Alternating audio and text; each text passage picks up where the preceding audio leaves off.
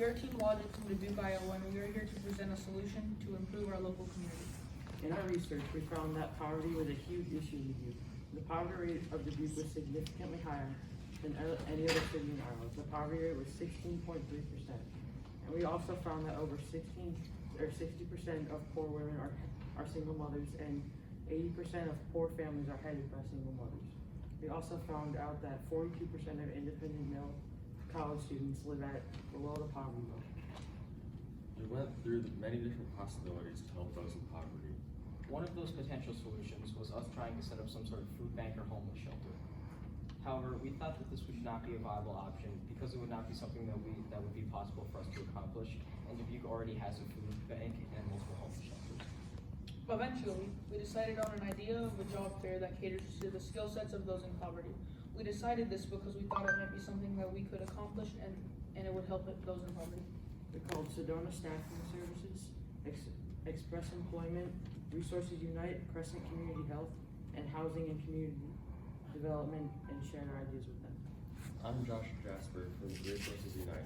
Our mission is to help strengthen our community by connecting people to resources and volunteer opportunities that lead us to a happier and engaged way of life.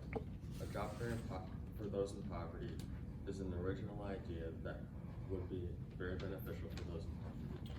I'm Rick Mim, Executive Director for the Dubuque Rescue Mission. Our mission is to offer hospitality, spiritual hope, food, shelter, clothing, and job development to those in need. This idea is very original. We asked them if anything similar to this was already being done. They told us that this job fair was designed specifically for those in poverty and was entirely original solution and nothing like it existed. Once we decided on a job fair, we contacted multiple businesses and companies and asked if they would be interested in our job fair. Some seemed interested, but most of them told us that they did most of their hiring through Sedona Staffing Services.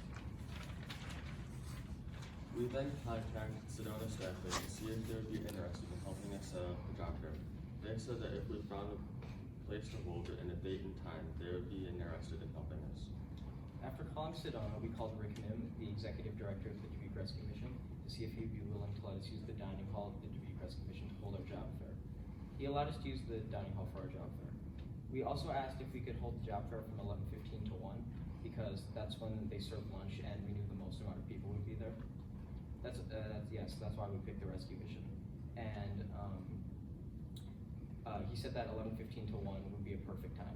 And we also decided on a date, Tuesday, January 14th. After we confirmed the date, a location, date, and time, we called Sedona again to share new information.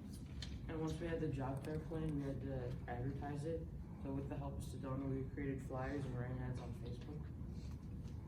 On Tuesday, January 14th, we held the job fair and it went very well.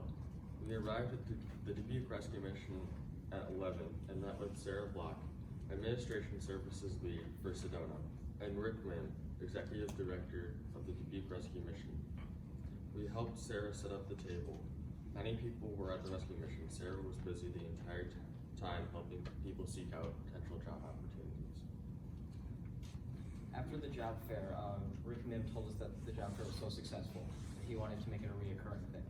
Rick told us that when the rescue mission usually does job fairs, they hold it outside the mission and that not a lot of people come, but since we held it at the mission where people already were, we managed to reach out to a lot of more people. There's also an article in the Telegraph Herald about our job fair. Over 28,000 people subscribe to the Telegraph Herald, so this means we shared our solution with over 28,000 people. Thank you. Thank you, Josie. Very cool.